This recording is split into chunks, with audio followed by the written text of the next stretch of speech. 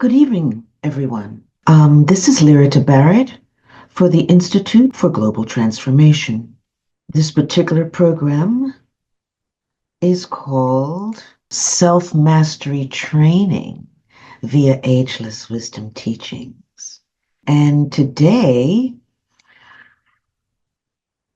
we continue our movement through the 7 divine laws. Last month, we worked on the 6th divine law. This month,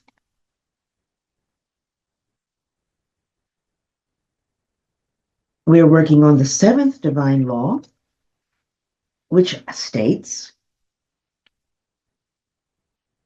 through the initiation of a planned activity of growth, humanity may cooperate with the law of evolution to reach a desired goal of spiritual development.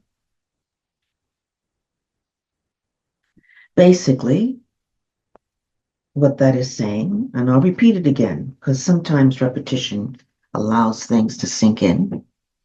Through the initiation of a planned activity of growth, humanity may cooperate with the law of evolution to reach a desired goal of spiritual development. So, as we gather together, as we unite collectively with a plan to reach a certain level of growth collectively, as a unified group, we are automatically participating and working with the law of evolution. What is the law of evolution? The law of evolution, let's break that down. Let's break down the word evolution, first of all, and then we'll talk about it from the standpoint of it being a law.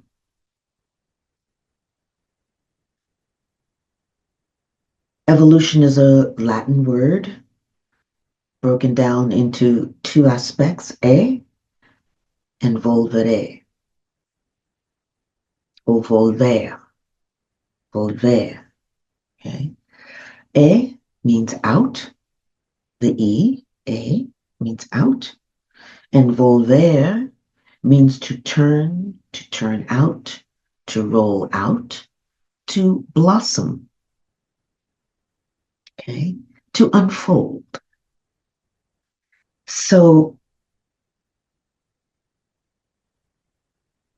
just as a bud or a seed, like an acorn, has the entire blueprint for the entire oak tree, and we know how mighty they are. Just as a bud holds the entire beautiful blossom that's to occur,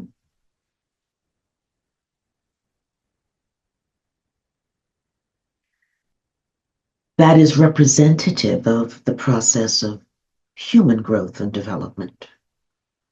And really, when we think about it, not just human, all levels of growth, because each kingdom evolves. All levels of growth and development, each kingdom in itself is growing, evolving, changing, which is why we say that the entire planet is undergoing an initiation. All 4 kingdoms, plus the birth of a new kingdom, the kingdom of conscious souls that's happening right now in our midst. We are midwifing this birth as we speak, as I've said before. So evolution is speaking about the process of growth or development, the latent potential within every being. And every being is equipped with potential, an automatic seed or a blueprint of capability, power, gifts, um, talent that is to unroll within a particular lifetime. Now, whether that potential in its fullest capacity is reached in a given lifetime is dependent on the individual.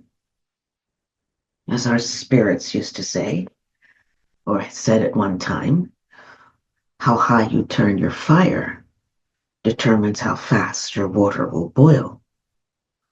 So it's really up to each and every individual to first and foremost know that we are much more than what we think we are. Our abilities exceed our awareness at any given moment. And it is only when we test ourselves, only when we seek to, as they say, what do they say? Press the metal, hit the metal, put the metal to the pedal, or put the pedal to the metal, or whatever it is said, whatever that statement is. Only when we're tested and we seek to exhaust and utilize every aspect of who we are, our fullest potential at any given time, and usually, ideally, every time, then are we able to exceed our sense of what it is our abilities are. We don't know. And people go through lifetimes not knowing, staying safe, or believing the naysayers in their life, family, friends, because those around us may not be pushing boundaries. We allow that to limit us.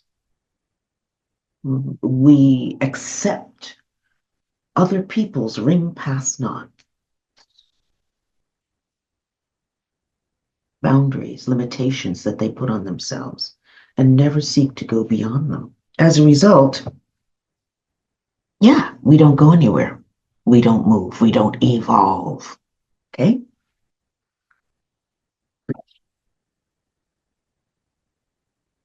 This particular planet that we live on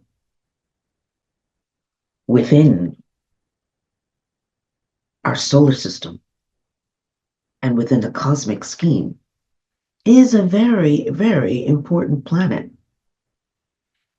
In the last solar incarnation, it was one of the most important planets at that time. And by that time, at that time, not all the planets even had been discovered. Okay? But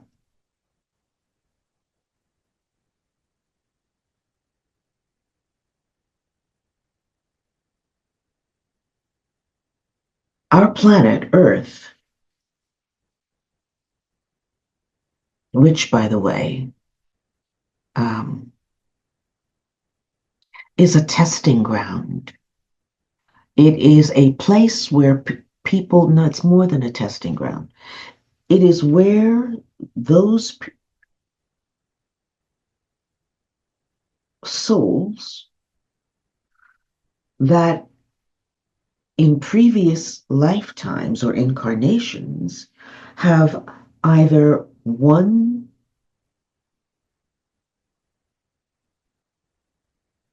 become so willful and deliberate that they automatically set up an oppositional path in their frequency, or those who are lazy and don't want to strive, or those that have created out of misunderstandings or misinterpretations, let's put it that way, better word, misinterpreting concepts, laws,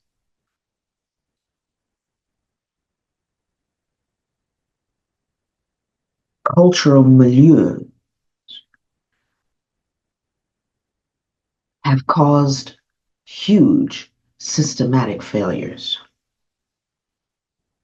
So, three types of people come to this planet to be corrected, to learn, to grow, to evolve.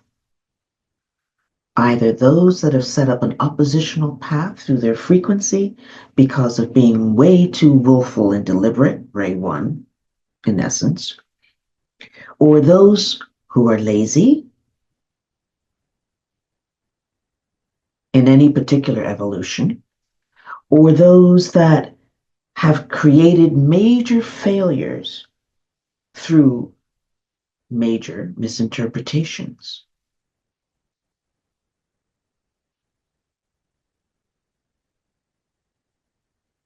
We've recently experienced something like that, and we're experiencing it right now. One thing we have to understand and realize is that from when we are in incarnation, our viewpoint is from within the body, within the form, where we have lost often, most often, contact or connection with who we really are. We forget that we are souls having a human experience. So the example I was getting ready to give as to a major systematic failure was the COVID experience.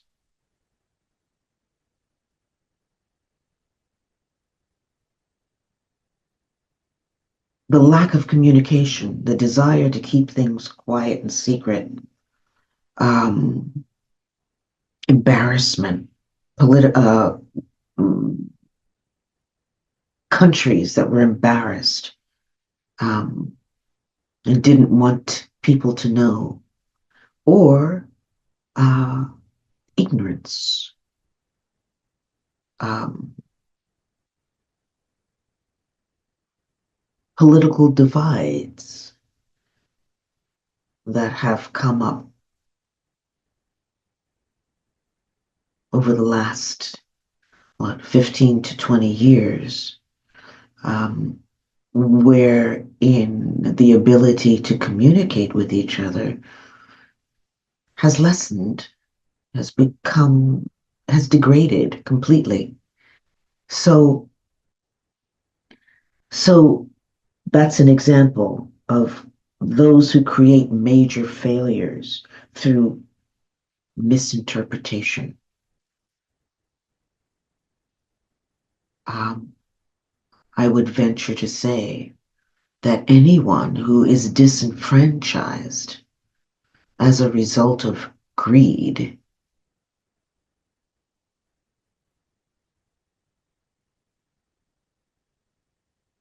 also fits that category. Okay. So all of those people, those three types of people, and it's interesting that it's three major types, isn't it? Find themselves on this particular planet in order to learn. And when I say learn, it's about rebuilding from the inside out. So Earth is a school. Our planet is a school designed for us to learn how to be in harmony with the one life.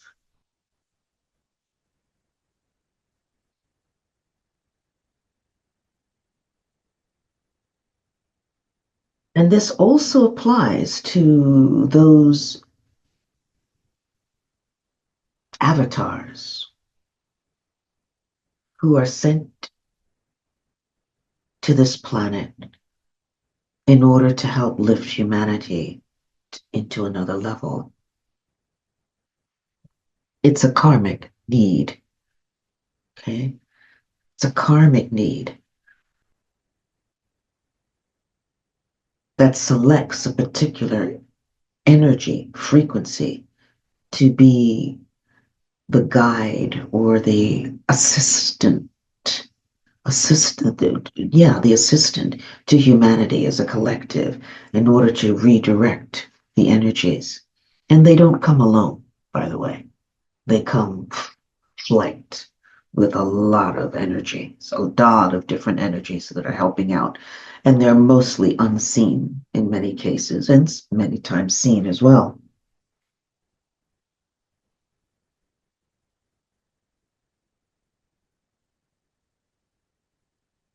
So cosmic karma then is balanced by the planetary logos. Okay.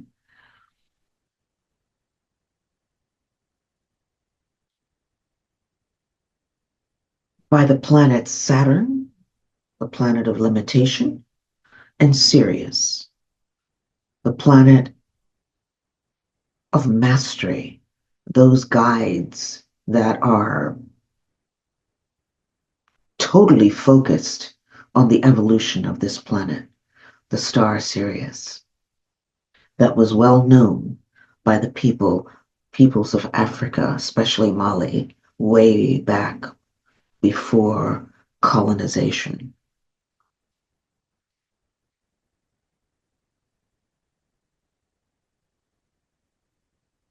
So life on this planet, most of us know by now, is life on this planet is about disciplinary training.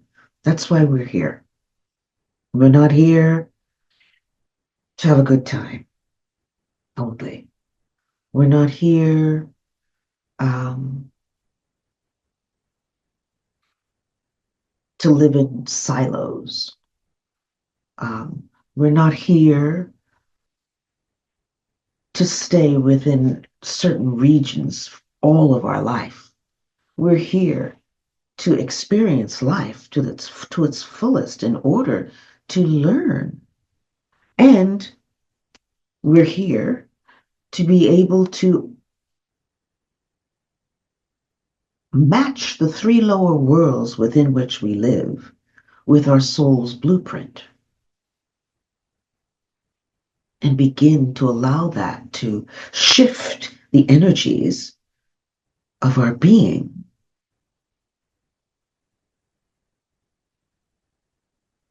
and live according to another voice other than the voice within these three lower worlds. We're here to connect with that higher voice that is always there, awaiting us to be ready for the divine marriage, the union of soul and persona, so that a major evolutionary leap can be had by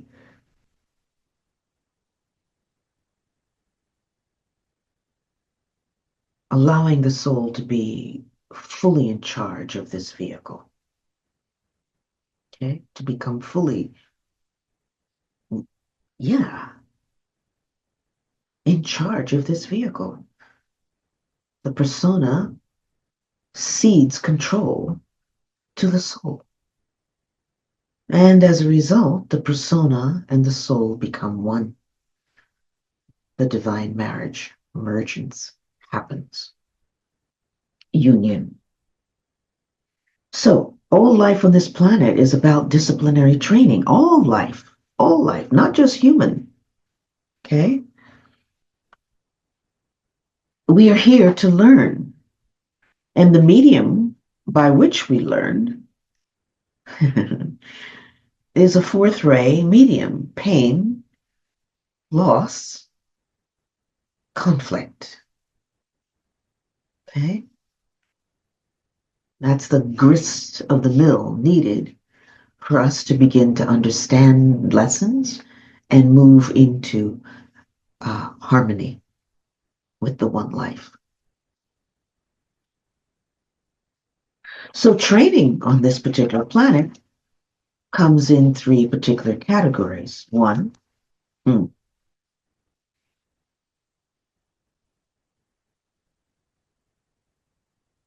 training that's logoically imposed. Okay? Planetary logos. So training that's coming from that highest level, from the logos, affecting the entire planet. Training that's soul imposed. Our soul realizes that its vehicle is awakening, and or before incarnation, the soul dictates what the lessons are going to be for each and every one of us. Okay? Dictates the environment we'll live in. There's an agreement as to who our parents will be that we are in on. And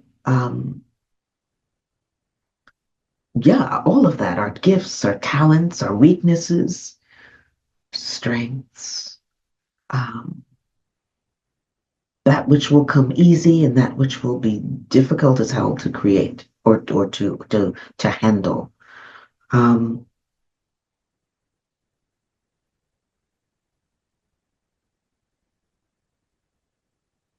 So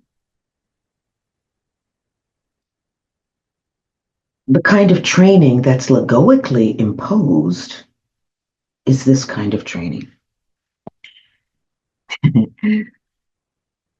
And this gets really interesting.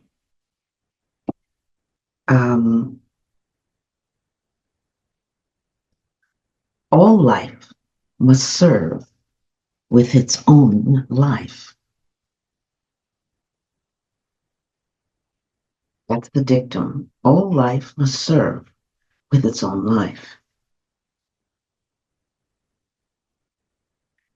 This applies to each kingdom as well as to each individual.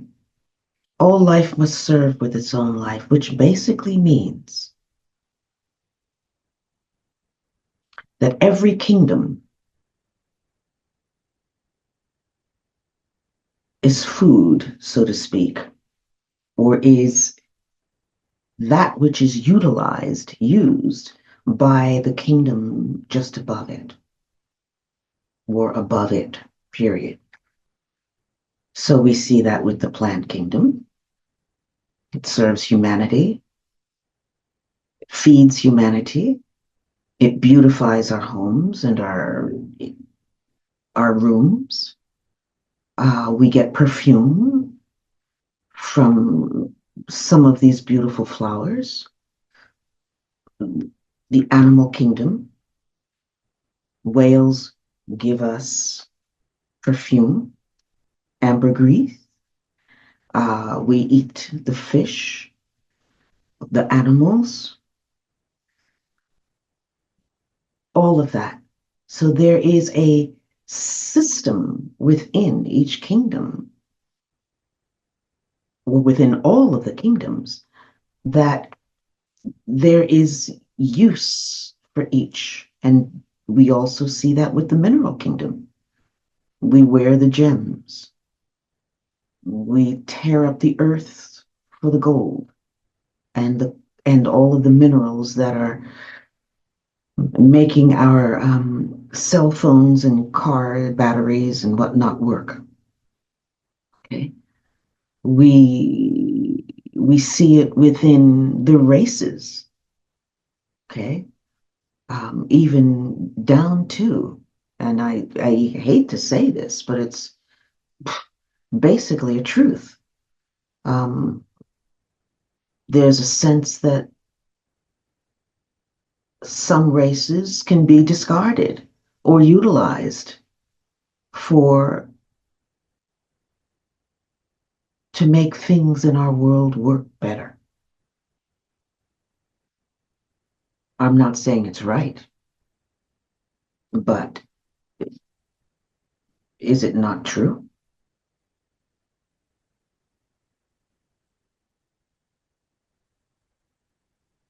So things like racial disharmony, disease,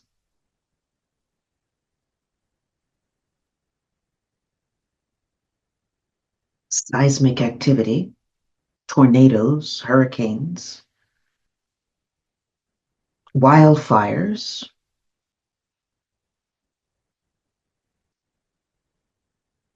are all part of the disciplinary training imposed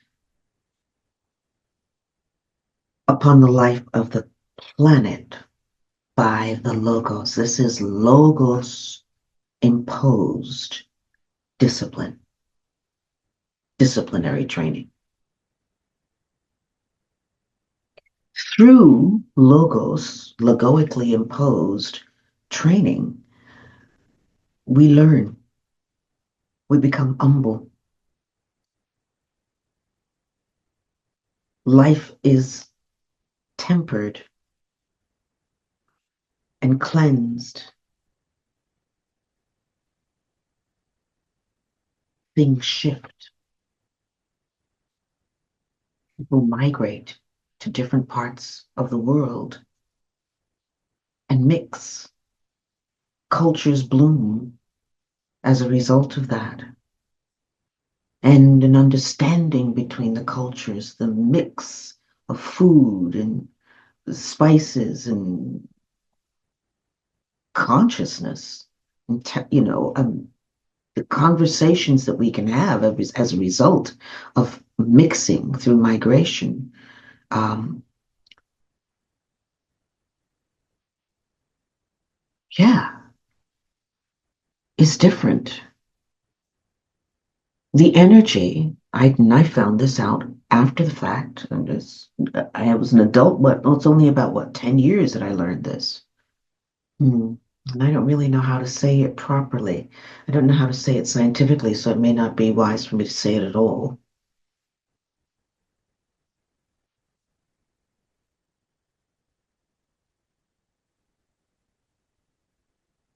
But the immune system, my father was Jamaican, my mother was American. The immune system of those mixed cultures creates, the immune system is stronger than if it is not mixed. Okay. I'm not saying that's all the way true in every category. I don't know that that's true. But I did find, and this was a scientific, I can't remember where I got that, but it was a study that was done, and they found that the immune systems of children who come from different cultures, who are birthed through different cultures, the mix of different cultures, were stronger. Okay.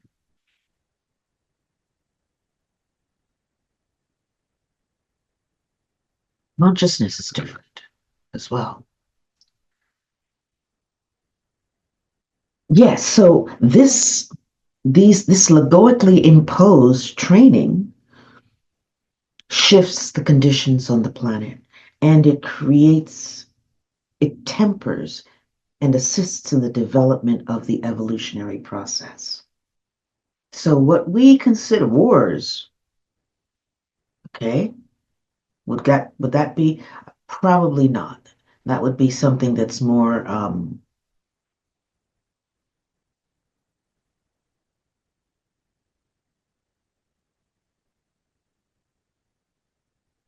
that's not logoically imposed. Okay. So that aspect of growth that results through the logoically imposed training creates, as I said, almost like a forcing, a tempering, okay, in order for knowledge and wisdom to bloom, okay? It's not about our experiences our, alone. Our experiences have, through our experiences, we gain wisdom. So we're not just seeking knowledge, we're seeking wisdom and the ability for us to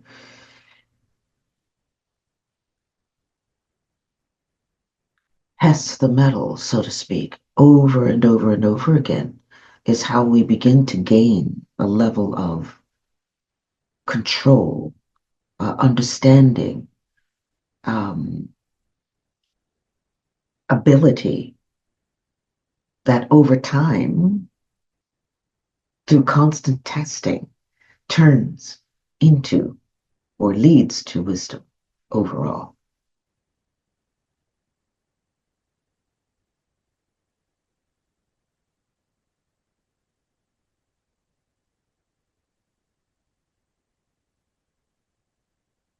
So it also leads to right growth.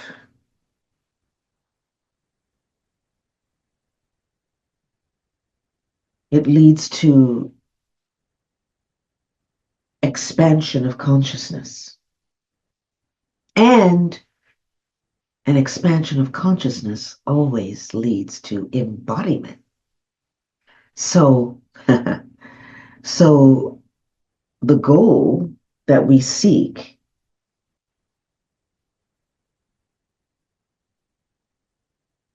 when we're talking about right growth, and I think I might have talked about this once before, is that it's not just enough for us to learn something, okay? But it's like a new software program, okay? We get a new software program. We have to learn how to use it. We have to, first of all, be able to install it, okay? Download it sometimes, then install it, download it, and then we have to practice with it, learn what its capabilities are. And once we've done that, it's, if we're applying it to life, then we have to be able to repeat it over and over again, which means that once we're able to do that, we have learned it well enough that we don't need to falter any longer when using it. And once we've crossed that barrier, then we've moved into a place where we can embody it. So that's what it is we're seeking to do. That's right growth. Okay? When we can take a new thing, learn it, practice it, know it, and then embody it, which means that it just flows from us in our daily life. That's what it is we're here seeking to do. That's right growth. So we become aware of a new thing. And right growth, by the way, is an aspect of initiation. Initiation is an expansion of consciousness. Okay? But the initiation is not the thing. It's what we do with it after. Okay? Are we able to apply it? Do we understand it enough to utilize it on a daily basis that it becomes part of our personal tools that we just automatically go to without thinking? And then that's the aspect of embodying it. Then we have soul imposed training, okay? Disciplinary training. And that is of two kinds in itself.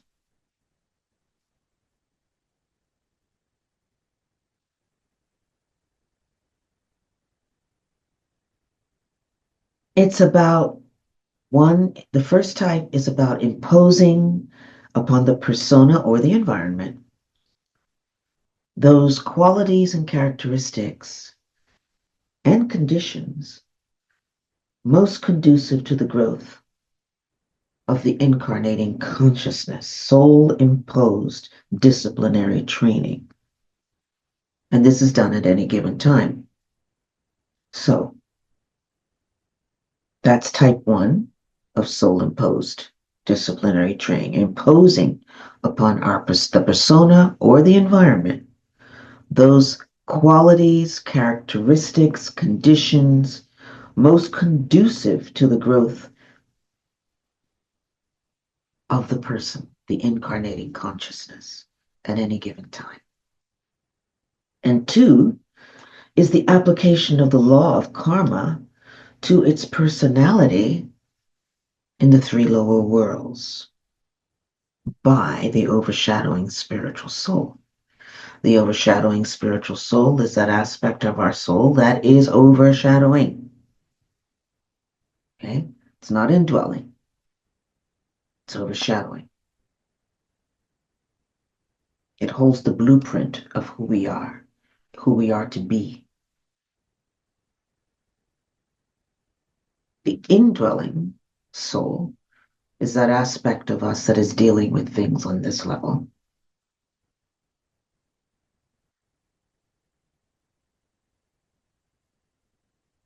And once the persona becomes aware that it has a soul, that awakens to the fact that it has a soul with which it can work, something that holds much more awareness, wisdom than that which we see happening within the three lower worlds. The soul is much more evolved than the persona in the mental, astral, and physical world. So, we said number one, that aspect of soul that imposes upon its persona and the persona's environment everything that it needs in order for it to grow, in essence. Okay? And the other is the application of the law of karma to its personality in the three lower worlds.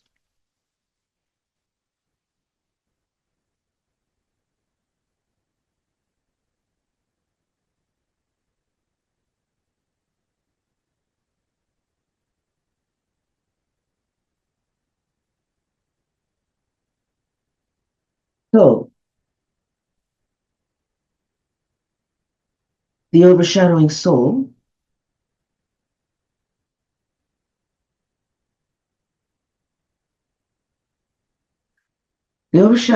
determines, according to the divine plan, the conscious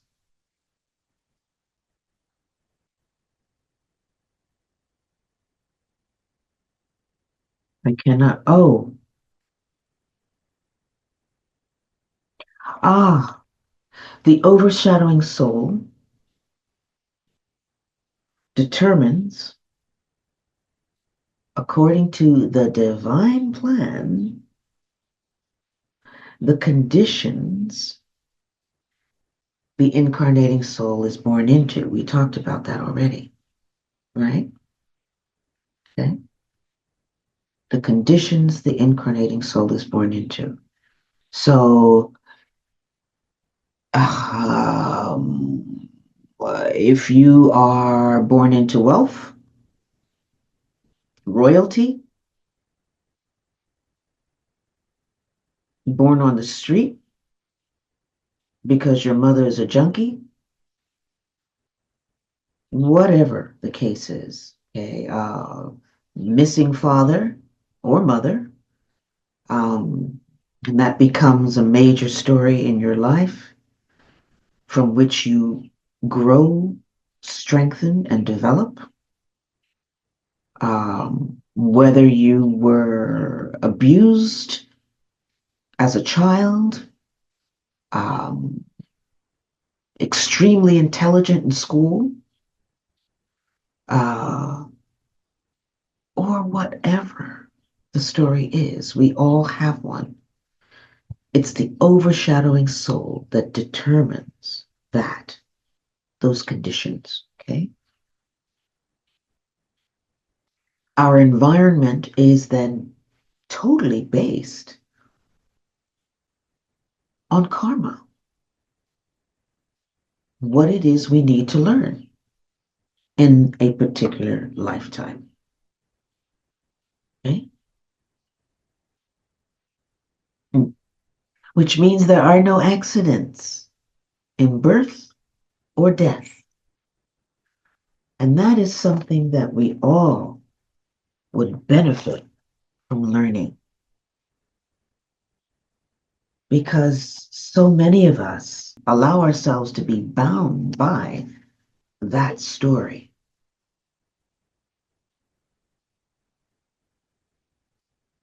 When every foundational environment within which we are born is designed for us to be able to, like the bud,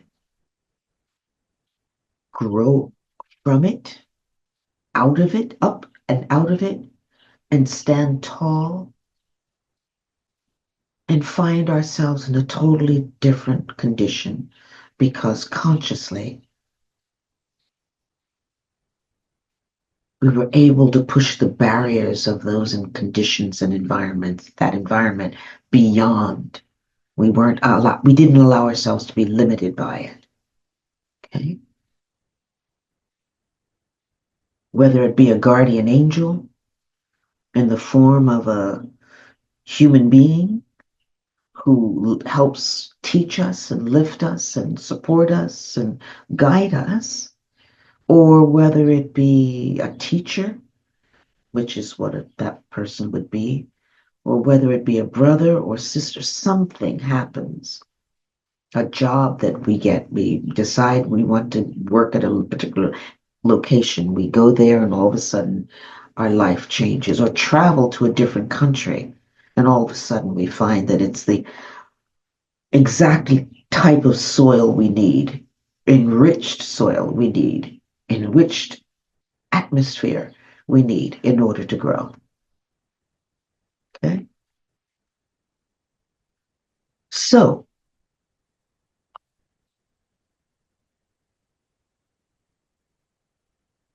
through these two methods, evolutionary development again is gained.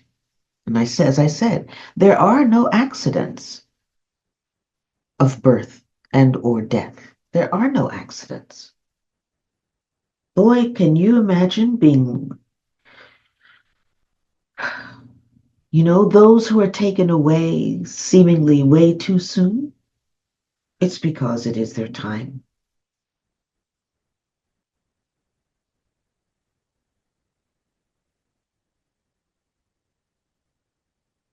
The mother who may have died at childbirth, it was because it was her time, and that was part of the contract.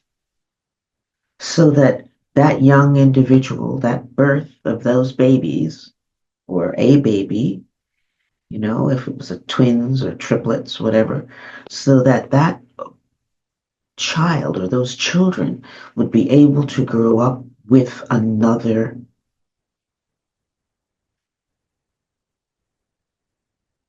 way, in a different way. Okay. whether it's grandma who teaches them, or whether it's, again, a guardian angel in some human form, or maybe even a guardian angel who is an unseen entity or being that communicates with that particular being. And they are able to have that window open. They are able to hear and see. That's part of their talent. So they grow in a different way than most. No accidents in birth and or death.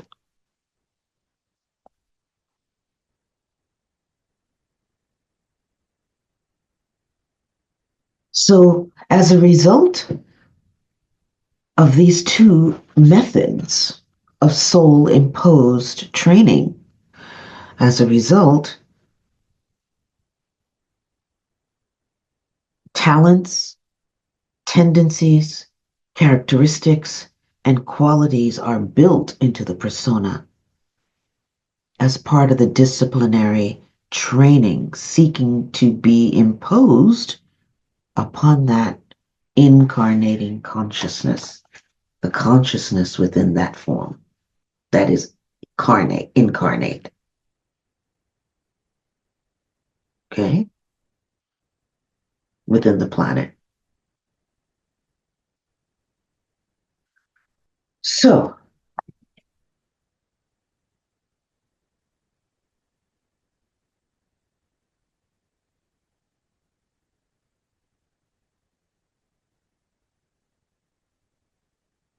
so there are examples given. Let me go through a few of them. One that I happened on yesterday that stands out in my mind. This young girl at the age of early 20s, about 5 years ago, had a huge calling to move to Mexico.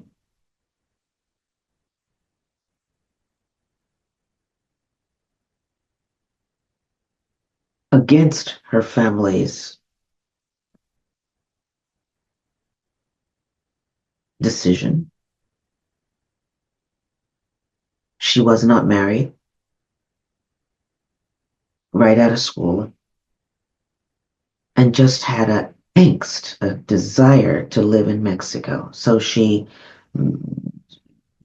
did everything she could, and with $3,000 to her name, got a ticket to Mexico, went there, had no job, didn't carry anything with her,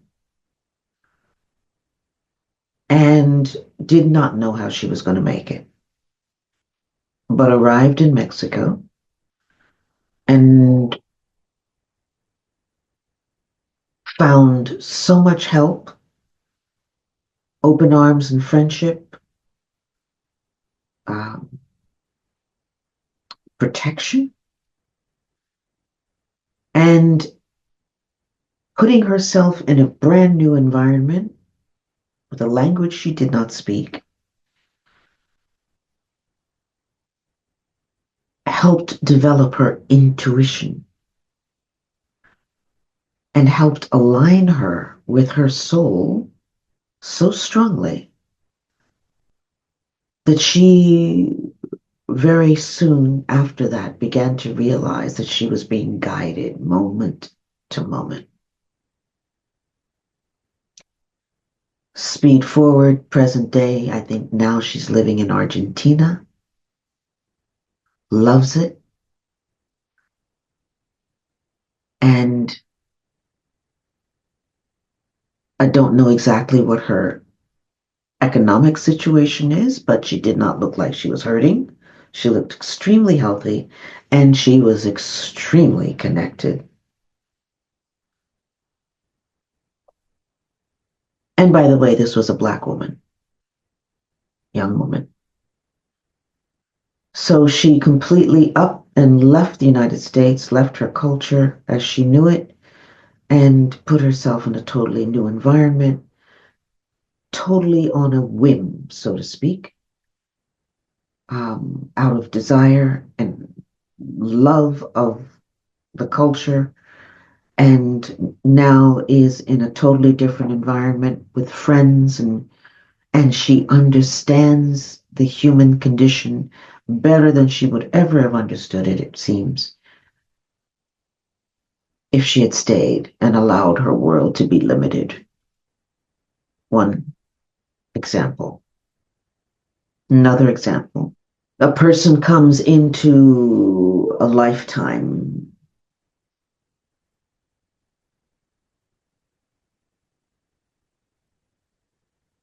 wealthy and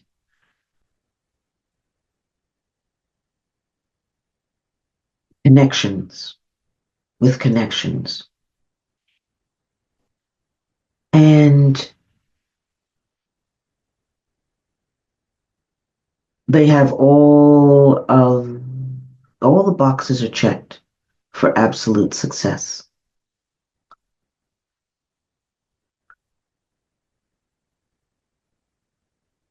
If they were to take it. But for some reason, they don't take it. And there's an aspect of struggle to a certain extent because they didn't utilize the gifts that they had. It's said that quite often many of us who are on the spiritual path have that background. Okay. We come into the world, with gifts and talents and um,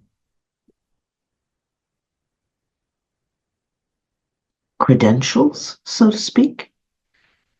You know, the right family or the right environment, the right education, so forth and so on. But for some reason, we may not be able to hit the ball out of the park and move into what is considered to be quote unquote success. We don't use all of our talents. We don't use all of our gifts. We don't necessarily strive to use our connections. There's another something that's calling us. I'm going to say it that way. And depending on what it is we do or don't do, what can happen is that we can then create a karma where in our next several incarnations, we will never have that kind of grace again. And everything we do is going to be through struggle, lack of resources, lack of connections. Everything is going to be difficult as a result of the fact that we, in the easy life, took it a little too easy, so to speak, or didn't realize that we didn't do the work. Okay. I wonder if that is an aspect of the lazy individual that comes into incarnation and have to return back to do this all over again with a lot more difficulty, a lot more challenges. The first example that I gave of the young woman who's black, who left the United States, living in Latino America or South America. What happened is that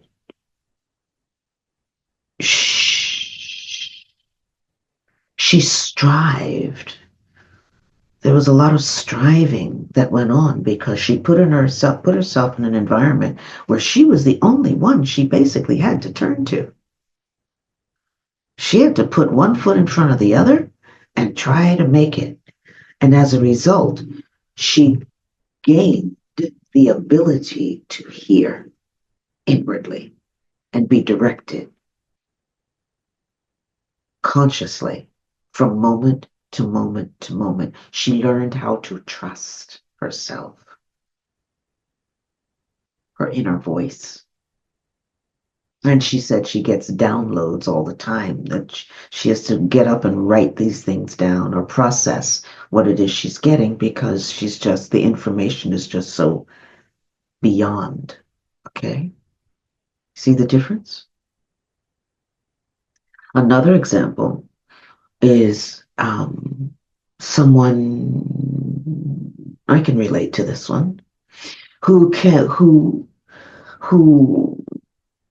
because of the grace they're given in a particular lifetime, automatically have a sense of superiority, so to speak, because they have a winning personality, people like them, they can communicate with ease, they don't have a lot of difficulties, maybe not a lot of squares in their astrological chart or in oppositions. They have stuff that they have to deal with, but for some reason they're able to move through it with grace. Okay? And because of that, they begin to take on a superiority complex, so to speak. It might be latent, meaning it's not prominent in their being. It might be somewhere hanging around in the back of their, but the overshadowing spiritual soul, recognizing that flaw is there, realizes that in future incarnations, it needs to iron that flaw out. So in the next coming incarnations, what it may do is make that flaw a little bit more prominent, so that the person, and with a personality that is not as easily received by its environment as that last personality they had in the past incarnation. See? That's a soul difference between a soul imposed discipline or training, and that's the way it can go, just so you know. These are the ways it can go.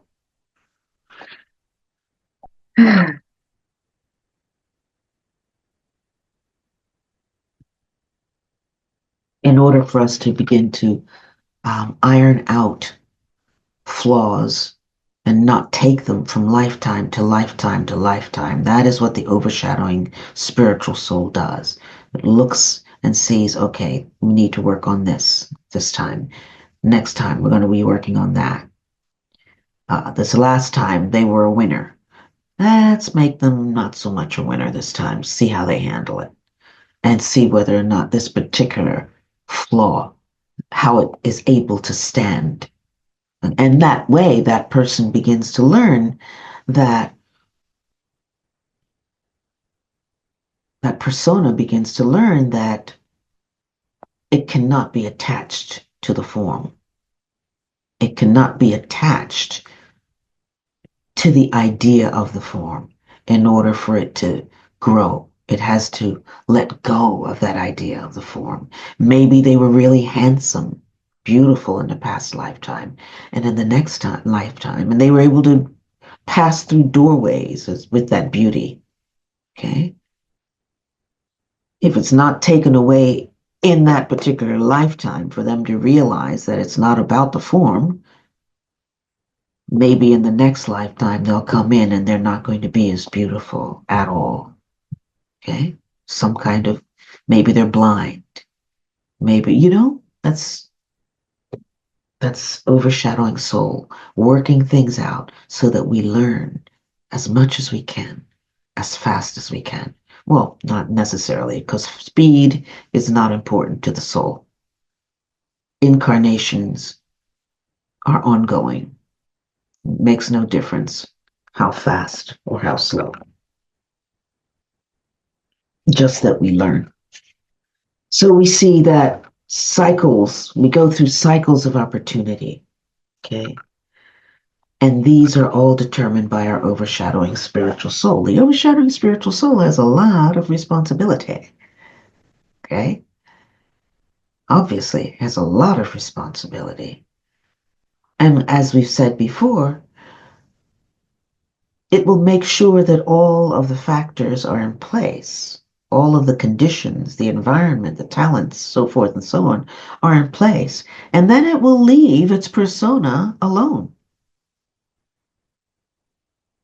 For incarnations, this can happen until it realizes or it begins to get an inkling, messages from the persona that the persona is reaching for it.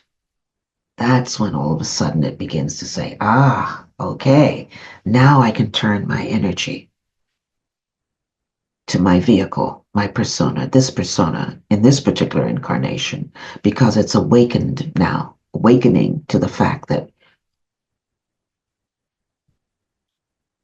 I'm the one that really runs the show.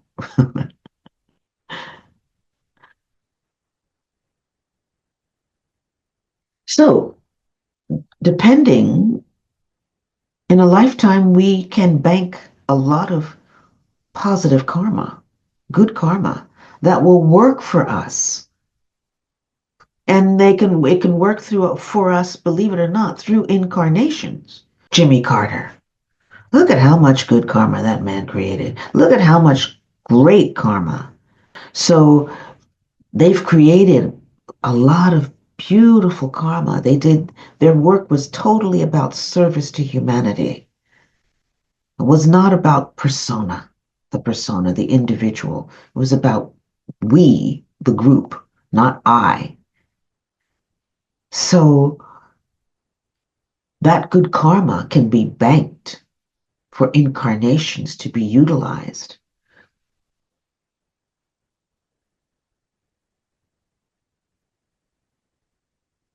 But the soul does not always necessarily precipitate that good karma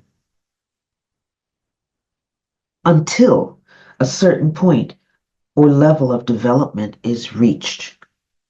That's an interesting statement. Okay. So a person has to, so to speak, develop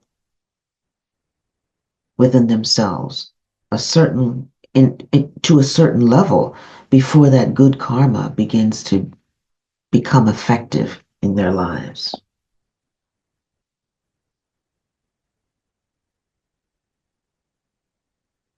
But it also, the overshadowing soul, can also decide that some of that good karma may be necessary in order to utilize in order to help that person redirect themselves depending on the conditions and the environment within which they're born. So it truly is an individual process. There's no blanket statement.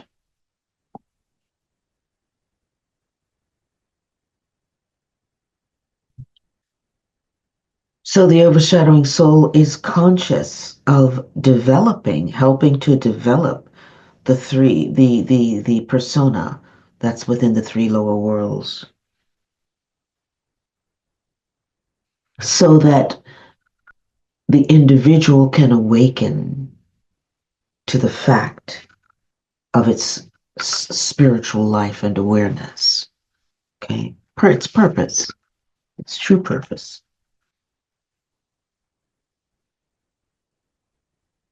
So this law, this seventh law that I read twice in the very beginning, um, basically sets a new process in motion within the life of an individual and the life of a group.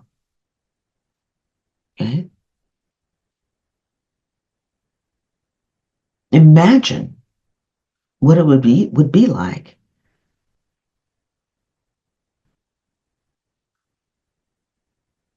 if all the people who are now disenfranchised as a result of these new rulings within our political climate would join together regardless of race, religion, culture, for the benefit of all humanity, and say we need to lift ourselves up into a new level, and let's all focus on this one thing. And everybody turn their attention to that particular thing. Imagine how powerful that would be. That would completely be at the aspect of working within the law of evolution, and it would change humanity 100%.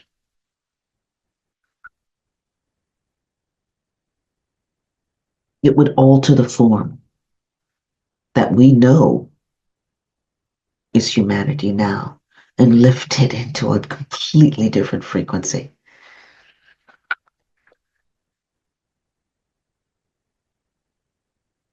That, by the way, is group initiation,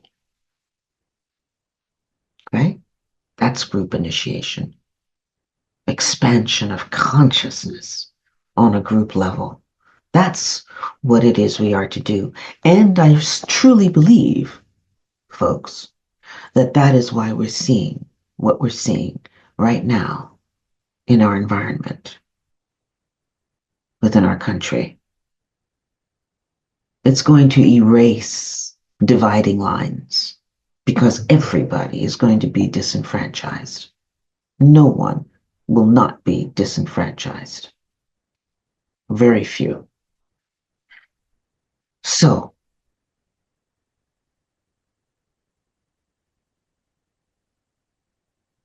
we all will be getting together as a one.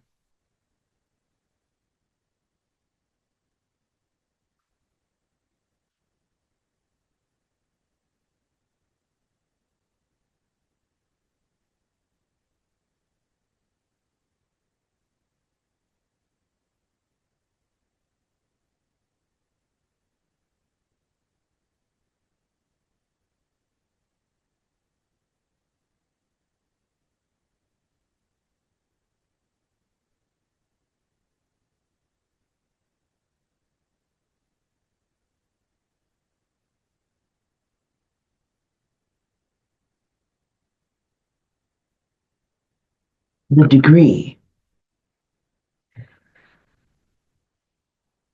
which is actually the particular initiation to which the human being is applying, and which indicates their point of evolutionary development, is determined by their recognition or cognition, rather, their cognition of truth, its frequency and clarity with which, and the clarity with which they're able to formulate it into a goal of spiritual growth and development. Truth to which human beings are aspiring is first of all the truth of their own being. We seek the truth of our own being first and foremost. It consists of the overshadowing spiritual realities that are the polar opposites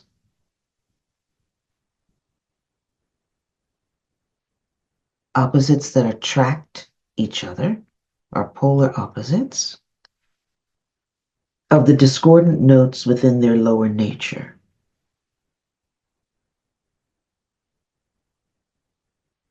So by beginning to understand the discordant notes of our lower nature, by beginning to understand ourselves, by doing the shadow work needed, by having discipline in how we think, how we speak, and how we act,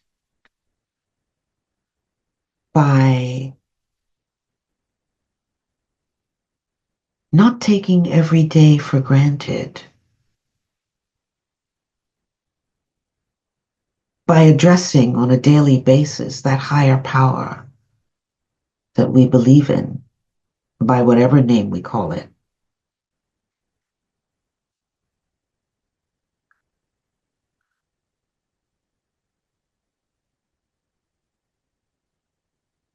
Those aspects of our lower nature that are discordant in frequency can be changed into polar opposites, opposites that attract each other. There's balance, there's pairing, there's a difference between polar opposites and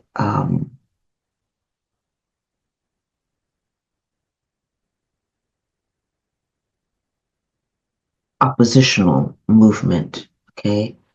Because the polarity between the opposites is the exact same energy, frequency, repels each other. So by knowing, yes, knowing ourselves in totality, that aspect of us that is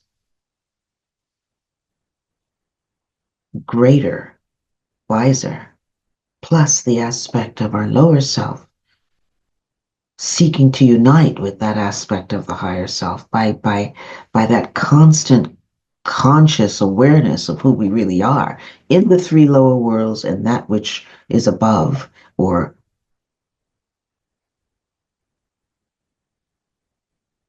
yes, in that frequency range, that aspect of our soul that is above the form. Yes, we begin to learn ourselves and we begin to grow as a result of that. And we begin to also we must also begin to focus on what's going on in the subconscious realm. You know, what is hidden? What is there that is hidden that we cannot see, but should be able to call up and look at? Allow the light of the divine to shine on it so that we can um, redeem that energy. It's redemption, transmutation, redeeming, seeking to redeem that which stands in the way of manifestation of the soul's plan.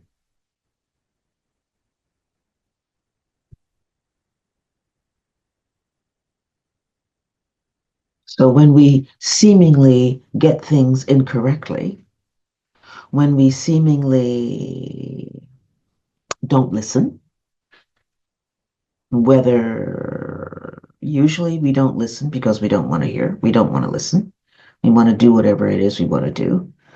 So for every wrong evaluation and negative response within the realm of the persona, there is that overshadowing truth of one's being in the realm of the soul that constitutes the path of initiation or of return of the soul for the human being in the brain. These constitute their goal, their law, and their path. So, depending on how one works with the energies, works with themselves, determines whether or not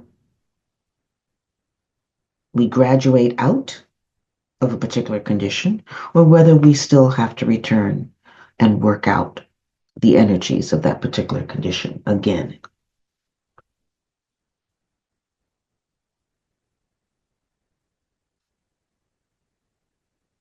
So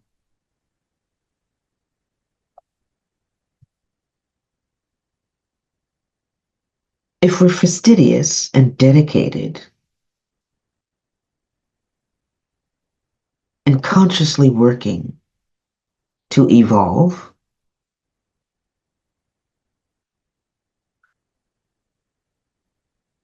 we then take the time to seek within.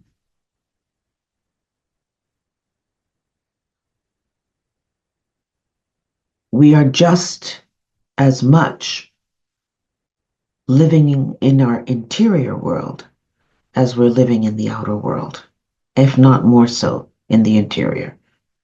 Okay?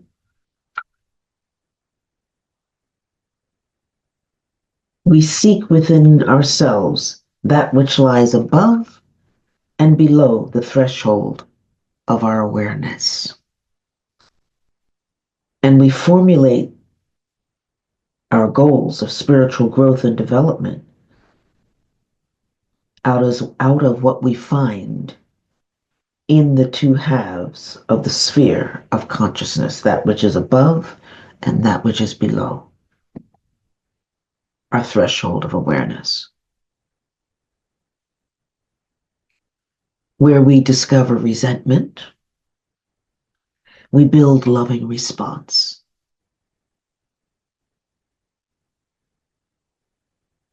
Where we discover will or personal gain or ambition or desire for sensation, we build the will to good, aspiration to the plan. Thus, we formulate our goal out of that truth which we find within the self. Beautiful words within, or with which to finalize this particular session. And I would like to end with a meditation, a very brief meditation.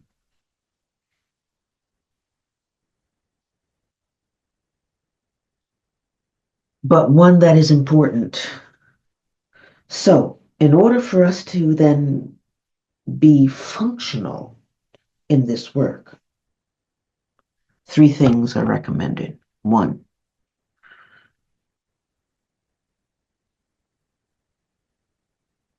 dedicate time on a daily basis in the morning to meditation, going within. We cannot do this work by constantly having our focus out here in the 3 lower worlds, the mental, the astral, the physical. We have to spend quality time within in meditation. 1. 2, apply disciplines to our thoughts so that we're thinking only those thoughts that we seek to think, and that we are feeling only those emotions that we seek to have.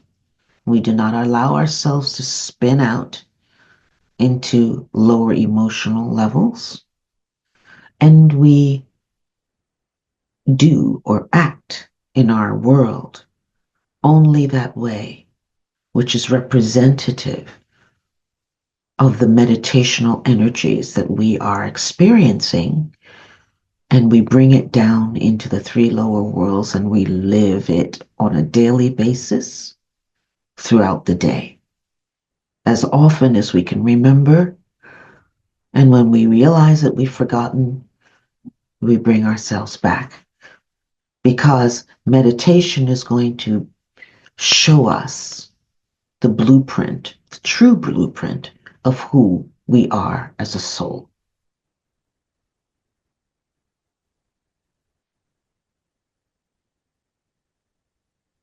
And that's something that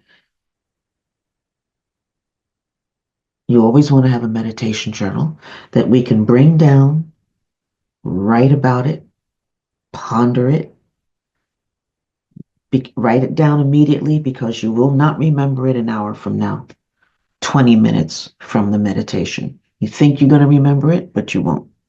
Because when you go into meditation, you're in a different place altogether. The consciousness is in a different place, right?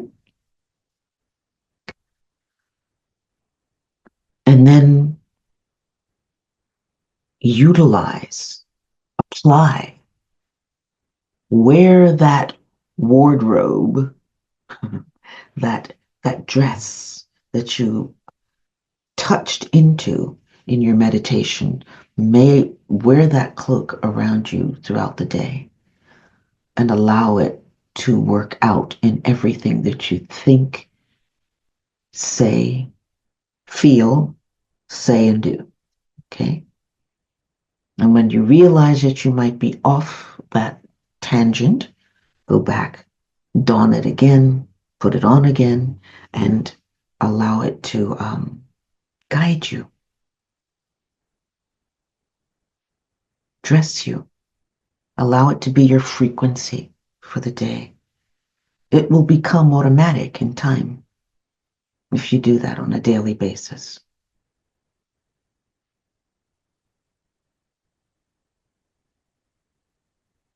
So, meditation, discipline, and the third one was, I know this.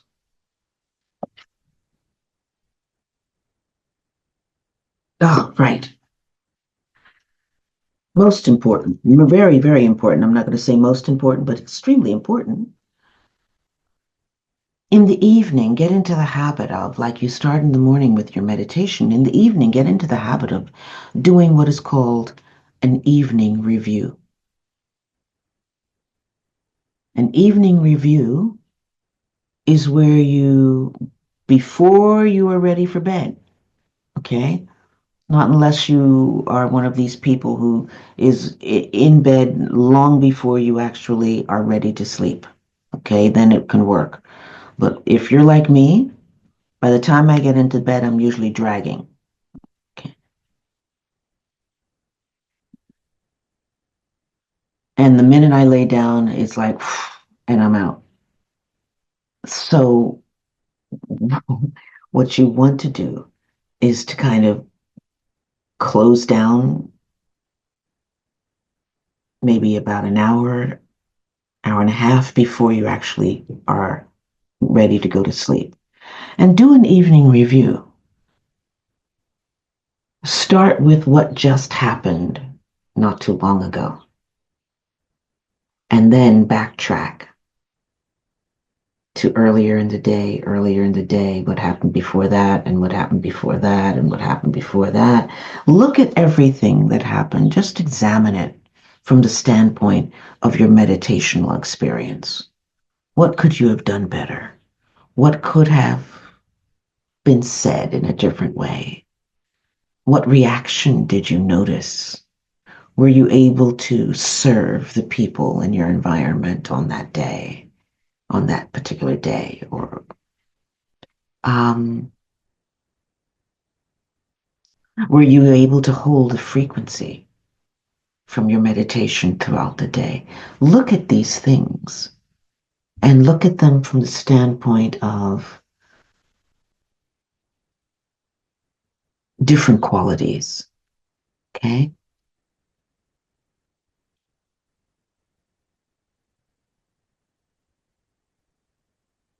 When someone reacted to something that you said in somewhat of a negative way, were you able to see it coming and handle it in a way that was not alienating? And if you weren't, what could you have done better? That's an evening review. It helps you build your inner qualities just before you go to bed, where the subconscious mind is beginning to take over, is taking over, okay? And you go to bed with that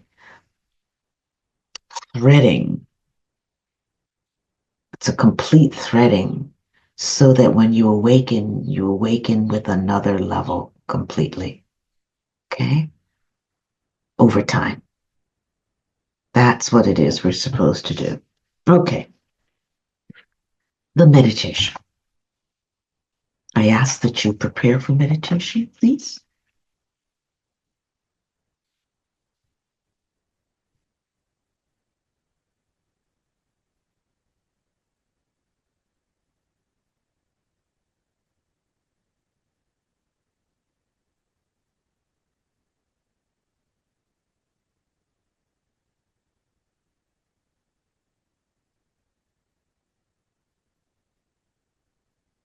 This is a simple meditation, by the way, and its purpose is to align you intuitively with your goal as a soul during this particular incarnation. So it's aligning you with your true purpose in this lifetime.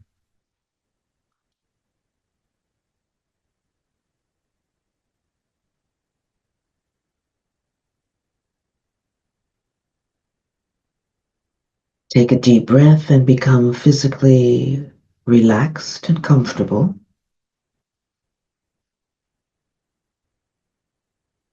Emotionally calm and serene,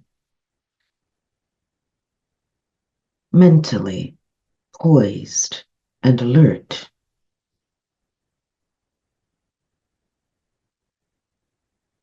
And move your focus into the ajna center, 3 to 6 inches outside of the forehead, between the brow.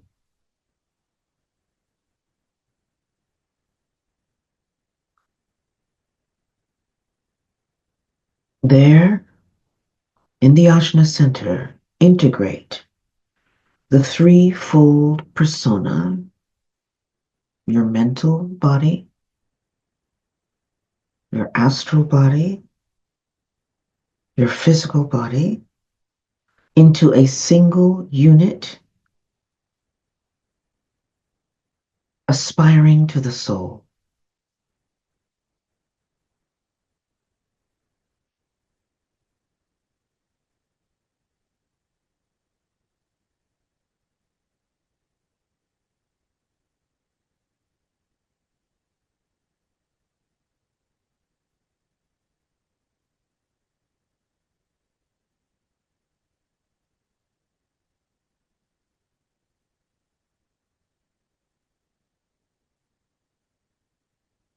Move back into the tiny golden sun in the center of your head,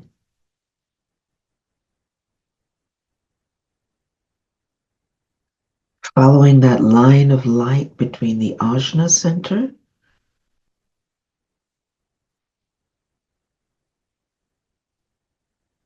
and the cave in the center of the head.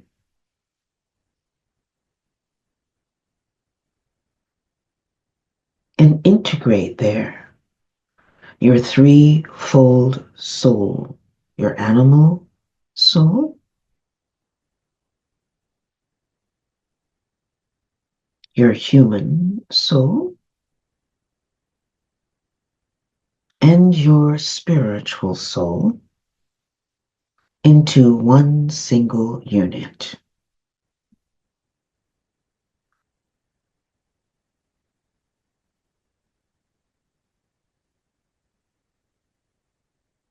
As the soul in the center of the head, contemplate your goal,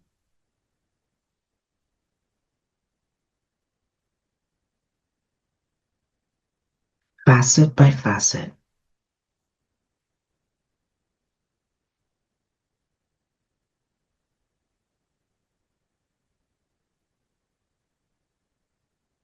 Coming to understand the higher concepts with which you have fashioned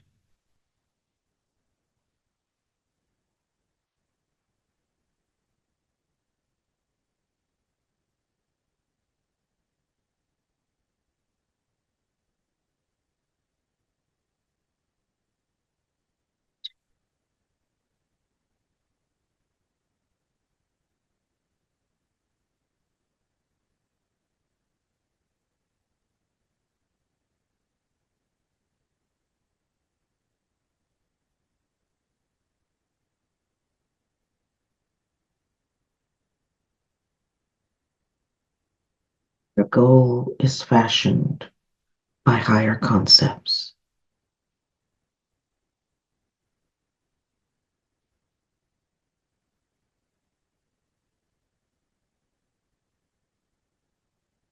Contemplate these goals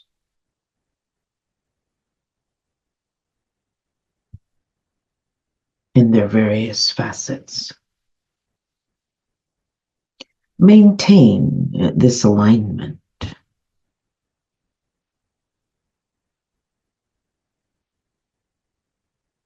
with your goal during the day.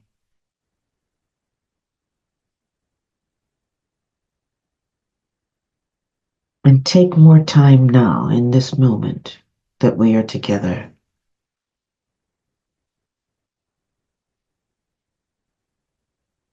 to sit with what that particular goal is.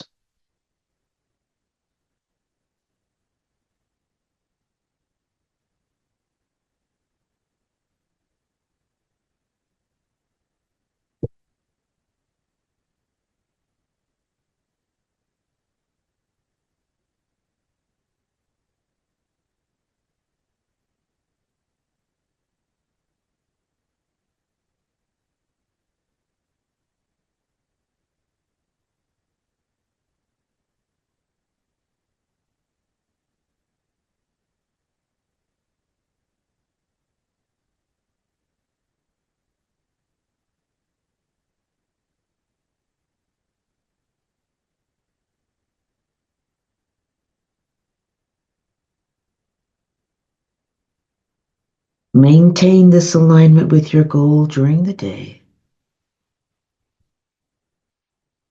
renewing it whenever you become aware that you are no longer holding your focus on that goal.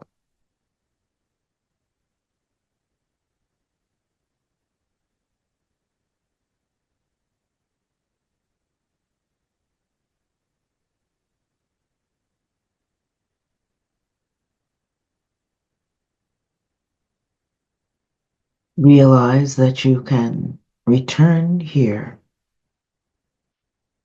with this meditation on a daily basis,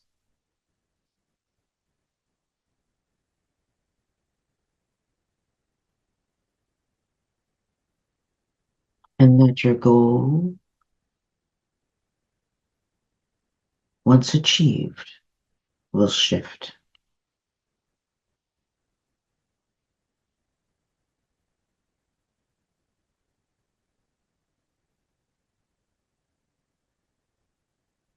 Take a deep breath, moving your awareness back out to the Ajna center,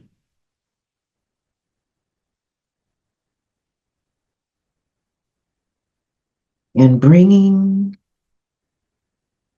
the awareness of that goal into the brain now.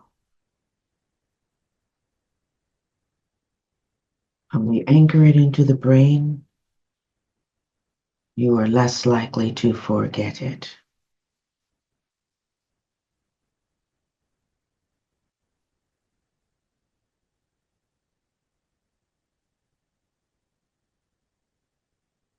Take another deep breath, and as you release it, relax the attention and return to normal focus.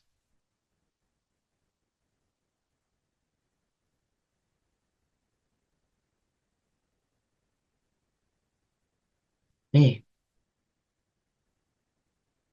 dear ones, I thank you for your time and energy. I hope that this is something that you will be able to utilize and understand and apply, embody.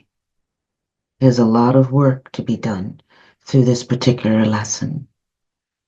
Until next month,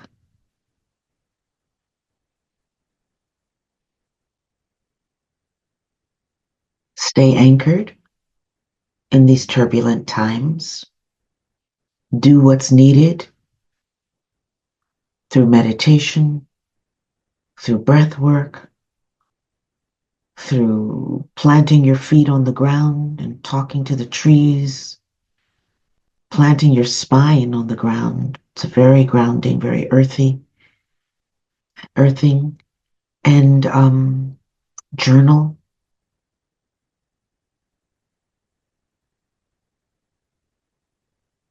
Listen,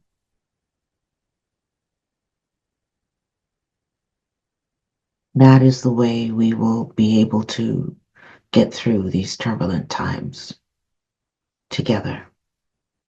Okay? Until next month, May, take good care. Namaste. The God in me sees the God in you. And so it is in divine law and order. Thank you guys very much. And I thank the Institute for Global Transformation that allows me to connect with you on a monthly basis. Till next time, take care.